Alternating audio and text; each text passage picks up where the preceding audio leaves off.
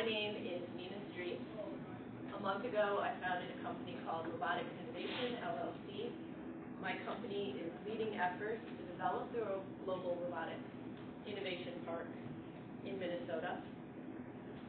So what is GRIP, the Global Robotics Innovation Park? It is a campus.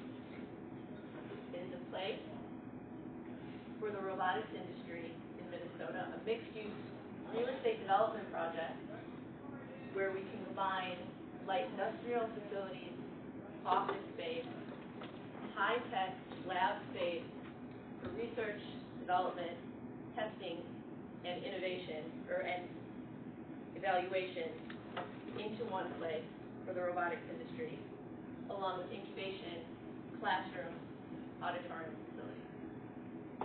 And at the outset, I want to say a word about what I mean when I say robot. In general communities, when you say robot, people picture a humanoid robot. I think this is a slightly more sophisticated crowd when it comes to things techy, geeky, and robotic, and so you probably have a more nuanced notion of what I mean when I say robot. But I also know that if I were to canvass the room and ask you what robot and robotic means, you probably all disagree. So I want to at the outset say I am talking about robotics in the broadest possible sense. Basically, machines that can do things that are dull, dirty, and dangerous for humans. I'm talking about the hardware. I'm talking about the software. I'm talking about the intersection of computer, electrical, and mechanical engineering. So GRIP is a project that aims to solve a problem and seize an opportunity. And the problem that we're trying to solve are the silos in this state and in this region when it comes to the robotics industry. Right now, because of silos, education, innovation, startups, established businesses, technical training, financing for everything in there, there's a lack of communication, there's a lack of collaboration and coordination that creates high costs for everyone, redundancies, which result in lost opportunities, an inability to retain talent and intellectual property in this region. We also can't market the region. We don't really have a way to talk about what we're doing and our strengths in this sector nationally or globally. In addition, the Minnesota economy needs to diversify. We need to have a way to communicate this diversification to compete globally. And traditional economic development models really don't work. They aren't working. And so the opportunity in all of that, we believe, is in robotics. We're at the forefront of a convergence in civil, mechanical, electrical, computer engineering, a merger of hardware and software, the Internet of Things, sensors. Things are all coming together to redefine the way we interact with the world and technology and each other. And in Minnesota, we're already a global leader in medical, life sciences, industrial manufacturing, agriculture, mining, many, many industries, including ground robotics.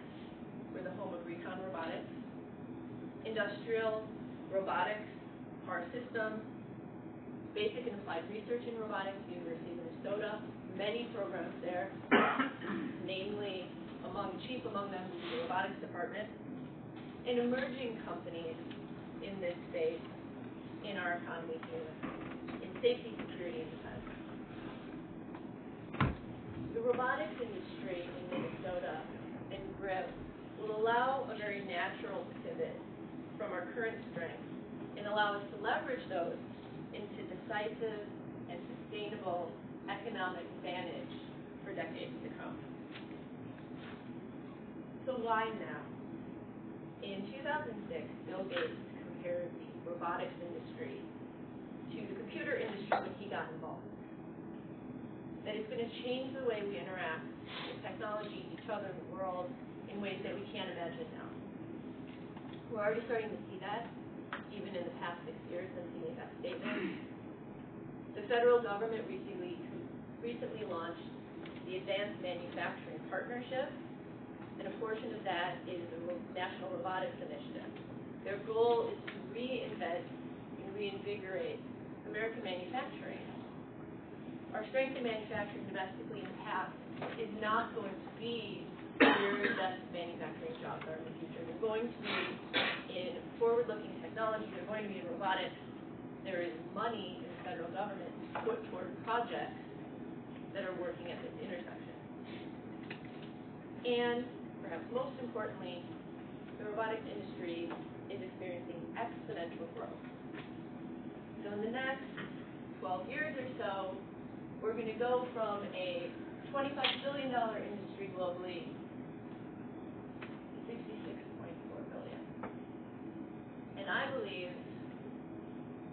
we at Robotics Innovation believe, that Minnesota can get a piece of this, and that we can be a serious player on the international level if we just get organized. And so the vision of GRIP is to leverage trends in economic developments that are working, trends in our local industry that are effectively creating jobs, creating companies, intellectual property, collaboration, co-location, co-working where it makes sense, incubation, consolidation of public services, local, state, federal resources, creating economies of scale when it comes to business functions, and the RDT&E functions, which are very expensive, and creating one place where the entire ecosystem of the robotics industry can co-locate and share efficiency. So I'm talking about the early stage where you have an idea, all the way to the point where you have to build a building because you're still selling so many techs that celebrate that idea. The tech transfer, business function, education, office space. I started Robotics Innovation to lead efforts in this community to build GRIP. Before I took this role on, there was really no one leading these efforts in this community because no one has sufficient economic interest to do so. Conversations about GRIP grew out of conversations between folks in industry, in education, higher education, technical training, and government, who got very excited about the idea and started talking about a place, and then they all realized none of them were in the business of real estate development or investment, and nor do they want to be. So now I am. And I'm the steward of their vision. And the vision to date has really been led by the parties I talked about. Established and fast-growing companies, government players at all different levels, trade associations for those folks, and academic institutions. But we haven't talked to entrepreneurs yet, and that's why I'm here. So I want to know what works and what doesn't in this vision. Who do you think the users of this space are going to be? Who do you think the partners should be? What kind of services should we have here? And anything else, speaking from whatever perspective you have as a funder, student, an entrepreneur, whatever your hat is. I'd like to hear from you as we shape this. And so, kind of blew through the description of GRIP. And so I want to take an opportunity to answer any questions you might have, or try to. And then I want to spend the bulk of the time hearing from you guys about this project. So to start, are there any questions? You sound like a for-profit organization. Is that correct? That is correct. Can you tell me more about the business model that prompted you into creating your company? Sure. I am bootstrapping this, and I don't yet know how I'm going to make any money off this. I want this project built. I want to see this in my community, and I will figure it out. So my background, and I don't think I mentioned this, I think I skipped over this, but I'm a lawyer by training. I've been doing public-private partnership deals for the past 6 years, representing cities or developers, figuring out where the financing comes from, negotiating the deal, and doing really complicated public-private partnerships and government contracting. So I have a sense of how to do kind of the hard strategic deal-making portion of this. So I have a sense that I can figure that out. But at this point, I don't even have sufficient economics to do this. I'm just taking the lead entrepreneurial lead, and there's something here. There's something very real here. I feel like I'm the right person to lead it and get it built, and I will figure out how to get paid. Why are you so passionate about robotics? Or is that what it is? I am very passionate about economic development. I'm a lifelong Minnesotan. I've been involved in a lot of community organizations, a lot of nonprofits that aim to improve local economic development. I'm a professor of local economic development at the University of Minnesota Law School. So my background is kind of all things community and economic development, and where public and private parties and public and private money get together and try to accomplish things. And so I can't think of anything harder to work on. So in that sense, it's very professionally rewarding. Hopefully at some point it will also be lucrative or remunerative in some way, but right now, just the reward of working on something that's important and that's interesting is an absolute perfect thing. I have one suggestion for you if you haven't already. So enter the Minnesota Cup. Minnesota Cup. So you take notes. So the fact that I am not taking notes does not mean that I'm not actually taking your suggestions. Thank you very much. Mark. Can you provide an example of something like this that has worked? You know, I'm not a robotics entrepreneur, I'm a storage entrepreneur. There's obviously a lot of storage companies in Minnesota, Tesla and so on. They didn't need a campus to get together. They, you know, people move flow back and forth because they're located in the same city, not necessarily the same office. So, is there a model of this that has worked that, you know, you could point us at to say, you know, Austin built X campus to do Y, and, you know, a lot of companies come out of that. So there are a handful. And in the interest of time, I'll just mention a couple things. So in Alabama, the Robotics Technology Park, Alabama RDT&E.org, they've been working on a project like this as a pivot from NASA and the space sector in robotics. And they've been quite successful in doing this. There's also, on an international level, some projects that have done very similar things to this in nanotechnology. A difference between storage and robotics is that every product that comes out of the robotics R&D is going to be different, like substantially different. So, and I might be misunderstanding storage, but my sense is there's not the level of RDT&E investment that's necessary to get it into the marketplace, and maybe the importance of access to business incubation as far as the business functions. A lot of the innovations that come in robotics and other sciences are coming from engineers and scientists who maybe do not know what to do with their product once they have something that they think the public will want. And so we really need to have that kind of co-location. Also, this is driven by the fact that some large existing companies want to be in a place that's like this.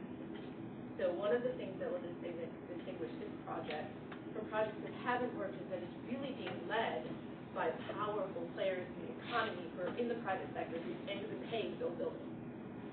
It's not a, we have a site and wouldn't it be great to put something cool there. There is demand for this project, so we want to see it done. Can you name some of the big players? Talk about who's packing this and what it means. I can tell you that ReconRobotics is an anchor tenant, and other companies are in the more preliminary conversations where I can't say their names. Is this going to be a incubator of any sort for other individual companies that may spring up out of this setup, or is there any future plans for that? That is a huge part of the vision. A huge part of the vision. And if you think of more larger, more established companies, they want to locate near highly trained folks who are coming out of education programs.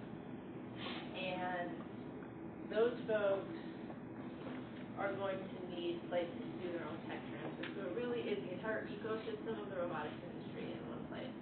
And the business incubation piece is absolutely essential. Hi, Chris Raver. First of all, great idea. I think your customers are companies, right? And so I think the biggest key to success of the project is taking out the half of consumers,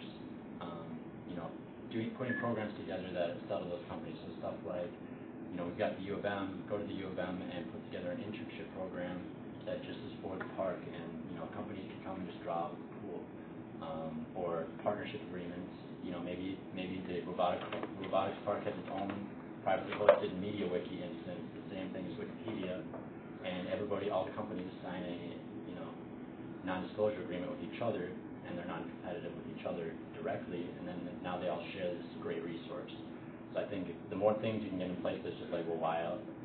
Where somebody is saying, why would I even consider going over to the downtown Minneapolis, like when the Global Robotics Innovation Park is right over here? Gotcha. Thank you. Yeah. So I'm the librarian at the University of Minnesota Science and Engineering Library, where the robotics lab is. Yeah. And I was wondering if you could speak to the relationship that the U of M has with GRIP, and how are we working together with you, and what do you want us to do? The University of Minnesota, NICO, was in early conversation, the very first conversation about this project. And I remain in conversation with folks at the U who are very interested and excited about the project. And I should probably leave it at that for now. Okay. But I'm happy to talk to you kind of offline Okay. about opportunities and the potential there. Okay. Is this the same campus that was, I know it was talked about a few years ago, about being built near the University of Minnesota, back by the stadium? It's not. That's biomedical, life science alley, something along. It's an innovation park, so I didn't know. Yeah, and it's focused on health sciences. And portions of that are coming to fruition and portions are not. And this is totally different. But additive to, not competing with. And that's a big piece of this, is that a lot of people have said, well, what about bioscience? And are you trying to take away from that? And this is absolutely additive. Economic development is all about growing the pie. And this is saying it's great that we are a force in that, but we have to be a force in more. And this makes that industry, that sector stronger, and makes our economy bigger. It's a bigger platform. Yes. Where are you planning on locating this park? That is a good question. There are a number of properties that are compelling options, and we are not to the point where we're thinking seriously about any particular site, but because we have some pretty unique properties that are currently available or will soon be available, we are acting quickly to explore whether or not we need to move fast to take those opportunities. How's that for a non-answer? I'm not going to name a site, but there are some really big, exciting. Can you elaborate on the timeline that you're looking at? Generally, a real estate development project of this magnitude would be a 3 to 5 year horizon. Real estate projects take a while when you're talking about tapping into federal, state, local funding, cobbling together a whole lot of partners and potential users and tenants. It could be longer. At the same time, there's so much energy around this project right now that I am in a very exciting position of trying to stay ahead of all of the interest in investment in space and things like that. So my guess would be 3 years. For the facility, what are you envisioning for, you just talked about sharing office spaces and so forth, but I guess looking at sharing prototyping fabrication equipment at all? Absolutely. Absolutely. And who would that be available to? Well, this is part of the question for you guys. Who does that need to be available? Well, certainly, if we have someone like ReconRobotics, they say, build me a 75,000 square foot building, I'm going to use half of it, I want the other half for small businesses, and a little incubator, and then we have lab space and testing space or machining equipment. there needs to be a way, and I believe there is a way, and there are small models of this, to share that space in a way that protects IP interests and security interests, but that to be truly valuable as a community resource and valuable to the makers and the entrepreneurs, the inventors, we have to make those facilities available, either it's on an hourly basis or a daily basis or something like that. You mentioned that there's going to be funding coming from various levels of government. How is that going to work? I mean, is it going to come like through your organization, or is it going to come via the individual companies, or is there going to be a nonprofit setup that would be like an oversight and then distribute that way? And then how is the accounting going to be done on that for the inevitable federal audits? Right. Those are really good questions on their incredibly nuanced answers. So in my role doing public-private partnerships as an attorney, I've seen it shaped in a variety of different ways. One very feasible, maybe likely scenario would be a joint venture between my company and a public entity, and maybe potential business partners who are going to be actually owners or like long-term ground leases for the building. But it's going to depend a lot on where the funding comes from, which is going to depend a lot on where the project is and who wants to be there. So if we end up with a large university that wants to locate a department there, along with two large companies, and maybe a testing facility for the federal government's ground robotics program or something, the funding streams are very different than having four private corporations and a bunch of small incubator type spaces. So the answer, of course, is it depends. But I'm very cued into and experienced with the different potential options and all the laws and regulations and loopholes and obstacles that are thrown up when you're dealing with that. We need to talk. Are you trying to do something that you would? No. Just personal experience. Okay, yeah, well, I would appreciate that. Any other feedback on the project? What do I need to be thinking about? Who do I need to be talking to? Yeah. When I saw that the charts of the market and market growth, that public sector, that's basically defense contractors. Is that because public sector is really vague, and I know that there's a lot of military applications for robotics, and basically they're almost all dual use. And I've known people who've worked on it. Is that based public sector, that big purple section there, which is the dominant part right now? Is that defense contract work? Well, that's interesting. I don't know. This is from the Japanese Robotics Association, so you can certainly take a look at that. And I know that the way they operate is completely silent. There's very little sharing of information in output places when they do the military applications. And so for security. Because of the security behind it. And that I see as a major challenge, because that's still a large chunk of what's the market right now, and trying to get buy-in from them. Yeah, and so, but we juxtapose that with the fact that the federal government is very excited by the fact that they can't just earmark anymore. They're very excited about collaboration and partnerships and things like this. And so they're really trying to fund opportunities that cut across markets. And so even DARPA, right, they want to dual use. And so it's just a matter of finding the right places. There's so many different opportunities right now in the public sector.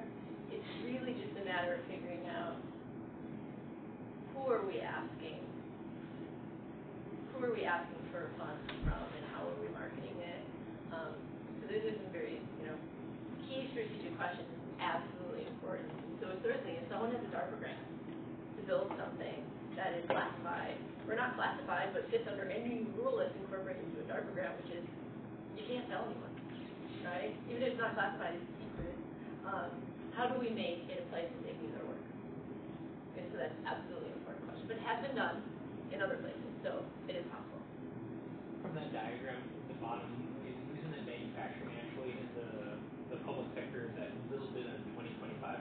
That's yeah, so manufacturing, bio, and that's public. And then public. But public's growing. It's growing big. Yeah. seems like being a lawyer, you can almost build this out yourself. Just go find the teams, apply for the SBIR grants for them. And it's an interesting opportunity because there are a lot of people who have a personal and professional stake in things go, and you want to be a part of it. And I'm a steward of their vision, and will at some point I imagine be a steward of their money because they want to be a part of it. And it is a really complicated thing to get done. It takes a lot of money to apply for one grant. I don't know if anyone's done some grant writing or requests for funding, but I certainly have a skill set that lends itself to getting us through this first kind of corral of the cat of finding the thing. But will companies in the robotics park have access to like grant application resources, or is it everyone? I think that's essential. It's absolutely essential because I think there are so many young companies, maybe some of you have experienced it, that have an idea and go to get money from investors and nobody tells them what they're giving away. Let alone the ownership in the company with the IP. How do you protect your IP? How do you even know what you own when you invented something while you were a PhD student? Does the school own it? Do I own it? If I was a partner, does she own it? So they're really important questions related to intellectual property that are essential to helping people make the leap between inventor and business model.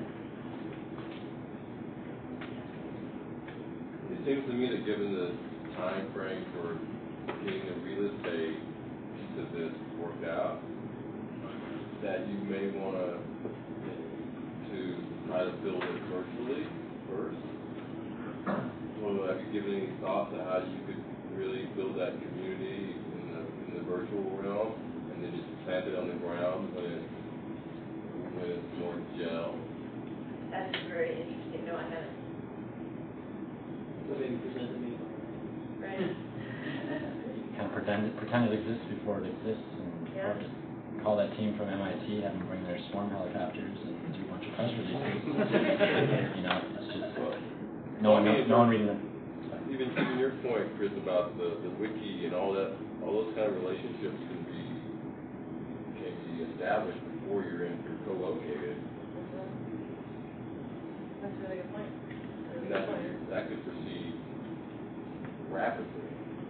You could have something new going probably in 3 to 6 months. You got people buy in and figure out how to structure some baby steps in terms of people contributing and collaborating and having this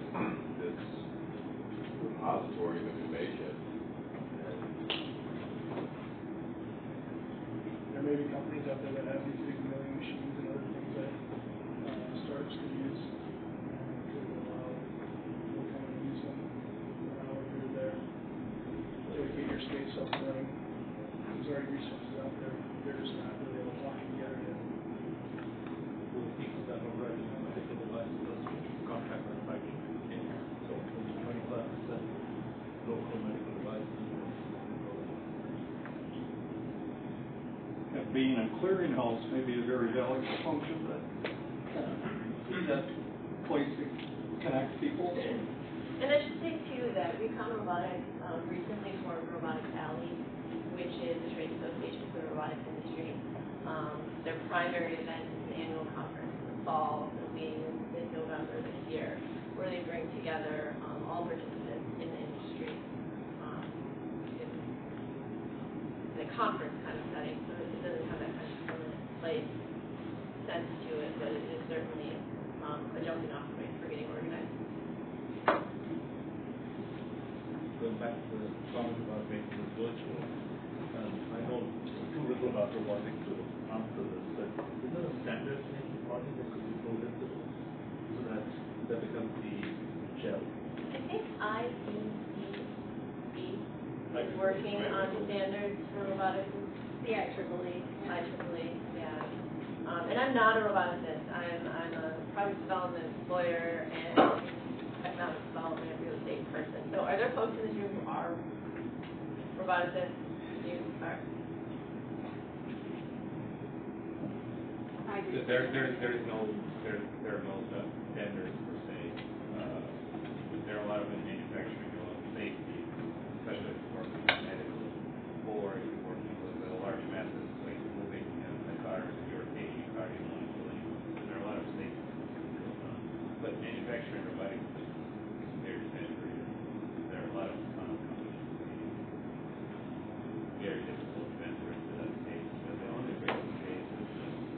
private robots all the time. And who knows what the market is going to look like when it's mature. Still interesting, right? Because the small nodes on the University of Minnesota and people who are in robotics or in academia, I go to conferences and I listen to them. They're very anti-profit. They don't like companies making money. And so I don't know how that cooperation is going to work. They don't understand the work of profit, the work of money, so it's very, very tough putting them in the same room. I am very aware of that, and it's part of the problem we need to overcome. So I'm not sure what the workaround is. Believe me, they're very aggressive if they do not understand. I guess company making money. Yeah. How do you deal with those people? Yeah. After talking that, I'd like to have a conversation with you guys. Yeah. Just like to follow up on a comment on academics and profit. Academia is a very diverse place. I'm talking about University of Minnesota Robotics. Being as a graduate student in the computer science department, even the computer science department is a very diverse place, and I think that there are people maybe skeptical of profits. There are people that you wouldn't know it looking at them have made a ton of money on startups and are still teaching there. So I think that's, yeah, there is a cultural issue there, but I think it's certainly overcomable. And I think one ought to look at some counter examples. Stanford, in particular, Stanford Industrial Park, and companies that have come out of Stanford are a wonderful example of certainly companies that have been nurtured coming out of Stanford and made a lot of Stanford faculty pretty rich as well. But yeah, I mean, you experience that, and I think that's a problem. But as you get more into IT, that you get CSE, that you get much less of that. Oh yeah, you issue. started to move into computer science, so you see a little bit more open and interested in that. And like I say, there are schools that have done some interesting things. Stanford is one. So practice private rather than public maybe helps. The fact that they have a longer history maybe helps. And someone's coming, I mean, if you look at the statistics, the University of Minnesota does pretty well in federal research grants.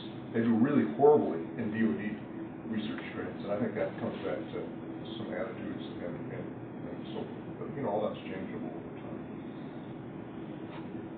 And a comment on what you've been talking about, an analogy might be translation methods. The process, the PhD student, everybody recognizes getting the laboratory innovations out into the field to help stop. And this may be a common issue here as well with the robotics, that the level of investment required to achieve something out in the field in real life can have the same purpose. It sounds to me like you're not focused purely on traditional robotics, but also distributed sensors and other areas of technologies where there's a different focus. It's not as much DoD or manufacturing focused. Underlying chosen telemetry equipment as a startup that's actually agricultural focused on distributed sensors. I'll give you a card. Yeah. Might make you guys to talk to you, but he is building a small business in this area and is looking for ways to connect with partners and manufacturers. In addition to the University of Minnesota, you're also reaching out to the school institutions in some of the community technical colleges, engage or at least in the early stages of conversation. I haven't talked to anyone yet, so if you have contact us directly, I would appreciate that. I think that it's a really, really important part of this ecosystem are the folks who are going to manufacture, operate, maintain robotics. It can't just be about basic and applied research. It has to be about, who's going to make the robots, who's going to operate them, who's going to maintain the systems. So, absolutely. And most of the technical colleges, community colleges, technical colleges that I'm aware of are starting robotics programs, and pretty impressive stuff. And it's expensive to have labs that can teach folks to make, maintain, operate a lot of the robotic technology. So that's a huge piece of where economies of scale can be really helpful. Even very close community colleges put a small lab in. So they're starting to come up for initiatives So finding a way to connect with that. Great. Yeah.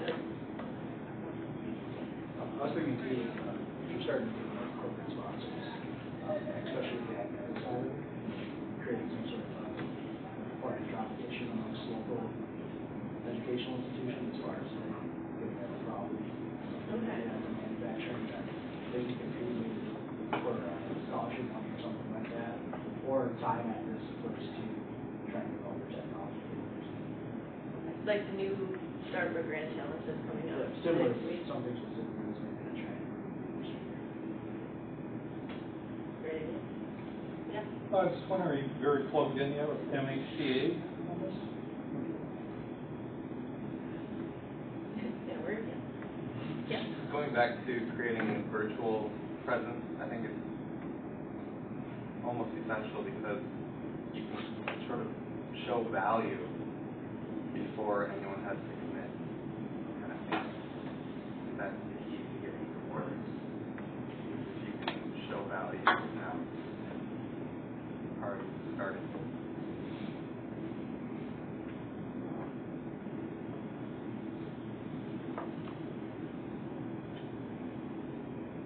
What are entrepreneurs, folks who are kind of anywhere along the spectrum, like to get a sense of the kind of space needs and facility needs of entrepreneurial users of the space? One thing I can think of right away is you probably should be talking to the local electric companies as you develop this. Are they going to have the grid capabilities? You're probably going to have multiple substations in and out. And they may have to do some serious upgrades. Or if you're looking at multiple properties, you might want to look around and see which one meets those requirements. Because you're probably going to be pulling in a lot of electricity. A lot of electricity, that is a good point. So I did start getting sales calls. And like they usually have an Comcast. economic development department. You might want to get in contact with them, and then they can probably grease the skids for working with the engineering departments. That's an excellent recommendation, thank you. Yeah. What kind of space needs and what do entrepreneurs have an appetite to pay for? I'm assuming month to month is ideal. You know, it's not essential. So you're targeting entrepreneurs? Yeah, so let's say I have a couple anchor tenants, maybe one of them, federal government kind of doing all their ground robotic testing, maybe one of them an education department, and then some established company, right? But within the buildings that we're building for these folks, the facilities, there are reserved floors or portions of the building for small companies. Well, What do those spaces look like? I think they have tiered on that. I mean, you're going to have some that are going to be commercial. Some may have actually gotten, let's just say, a DOD or a government grant, and they might need a skiff. And that's going to be a lot higher cost. I mean, those things are not cheap to build. Let's see, that's the compartmentalized incubation facility. And, you know, probably you're going to be talking about Faraday cages and things like that. So, because if you're talking robotics for that, you're probably talking not just wired, but wireless communications. So, you know, from my experience, you know, we had to sign a year lease, but we would have much preferred back to month, particularly as, you know, as a startup, we were hiring people every month. And, you know, we over-provisioned at first, ran out of space quickly, you know, having moves disruptive, cramming more people in the same space is disruptive. I don't know what the model is that allows people to grow on demand there, but if we support that, I think that helps. You know, we're not manufacturing, but we are shipping our own products. We don't have a loading dock. we have the hallway entering into our offices stacked with boxes. So, you know, I imagine, I don't work in robotics, but I imagine, you know, just dumb stuff like that, having a facility that can handle big boxes is a lot more convenient than working out of a conventional office space. Obviously, you know, it's about the basics of networking and so on. And frankly, that was a pain in the butt to set up because our first provider was no good and had to find somebody else who could service the same building. And that, again, that's where infrastructure scaling can help a lot for an entrepreneur. Is just to remove as many of these dumb, stupid obstacles that I don't want to solve. And that are expensive. And they're expensive to get right. And upfront cost is particularly bad for any company. I mean, it all comes down to what are they developing, what are the size, and what's the needs of the entrepreneur. Are they making a Roomba equivalent? Are they making a huge manufacturing component? Or what are they making? So they're going to have different needs. And that's going to be an important part of the vision that shapes as the conversations progress. So we do the feasibility study, which is really kind of the I can take this document to the bank to get the money I need for site control and financing of the construction, right? So like getting down to the nitty-gritty details, and based on what the interest is in the community and in business and in academic and in the public sector to throw money at it, what can we build? And can we accommodate, industrial crane R&D testing and evaluation, and can we also do like a clean room? And, so it may not be able to be all things to all people, but figuring out what is the best use of space and what the demand is for that. You may want to consider, just like the office space where they can do the development, and then have another facility, maybe just caged off, or it's more of a common facility, but it's a caged facility. Individual rooms caged, so they can do more of the hands-on RDT&E. Find like a way to incubate startups, because I think it's not about like a growing startup that they know what's going on, they're for sure doing it, but the people you're selling to are in a rough financial spot. If you can find a way to make it just a growth thing, here's the next biggest space, and have startups on stage 2 and 3 partially subsidized stage 1. You can get those stage 1 guys in, because I can tell you where we found our office is $300 a month in Apple Valley, because we're just going to go wherever is cheap, because we don't need to be spending money on office space. Right. That's interesting. I mean, and the more, to your point about kind of is this a nonprofit or not a nonprofit, I imagine there's going to be a partner in this, whether it's a government partner or an actual foundation or nonprofit partner whose mission is to work with entrepreneurs. The government has that mission and has money toward it. There are nonprofits and foundations with missions to that and money toward it. It's almost like the bigger the vision, the easier it is to find money for it. Because certain of the traditional kind of office functions, that's more traditional finance perspective, and you find an anchor tenant. But some of the other spaces where the users are not going to have necessarily the resources to really maybe even cover their own costs, that's where those gaps can be filled by government or nonprofit foundation partners. You can almost see fortunately owning the building, subletting them to the nonprofits, subletting them to the startups and incubation, various leasing structures. And that's kind of exactly along the lines of the conversations that are happening. Because we have big, like ReconRobotics, that are willing to locate and pay and be a traditional, user of real estate, but then also create an opportunity to bring in folks that need a place and facilities.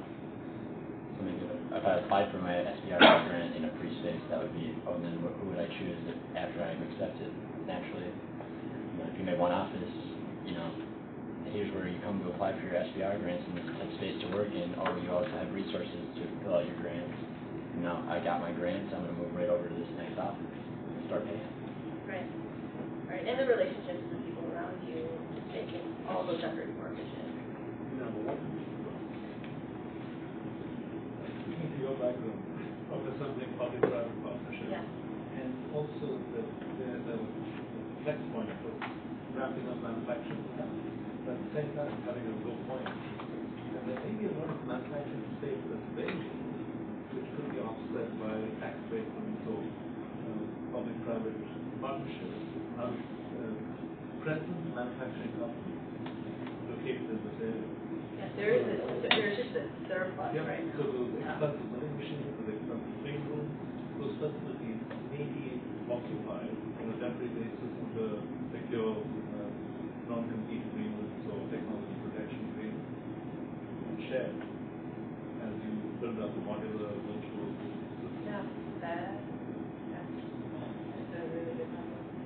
addition to the facilities, which is taking a lot, conversation here, the other thing I think entrepreneurs would be needing is help with, let's say, regulatory issues.